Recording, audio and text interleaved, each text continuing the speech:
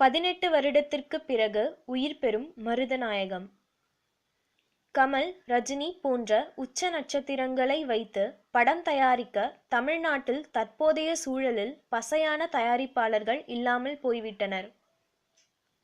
இப்படியொரு சிக்கல் நிலவுவதால் தாங்களே சொந்த படம் எடுப்பது அல்லது கார்ப்பரேட் நிறுவனங்களின் தயாரிப்பில் நடிப்பது என்ற நிலைக்கு தள்ளப்பட்டுள்ளனர். கபாலி படத்தை அடுத்து ரஜினி நடிக்கும் எந்திரன் 2 படத்தை லைகா புரொடக்ஷன்ஸ் எனும் பன்னாட்டு கார்ப்பரேட் நிறுவனம் தயாரிக்கிறது.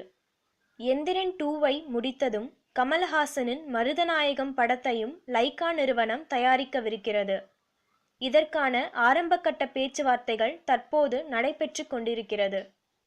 கமல்ஹாசனின் லட்சிய படமான மருதநாயகம் படம் பல வருடங்களுக்கு முன் தொடங்கப்பட்டது.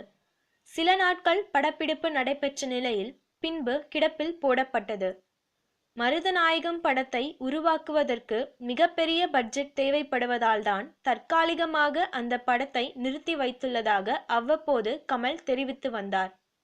இந்நிலையில் சுமார் 18 வருடத்திற்கு பிறகு லைகா புரொடக்ஷன் நிறுவனம் மூலம் மீண்டும் மருதநாயகம் படத்துக்கு உயிர் வந்துள்ளது. எந்திரன் 2 படம் டேக் ஆஃப் ஆனதும் இது குறித்த அதிகாரப்பூர்வ தகவல்கள் வெளியாக உள்ளது.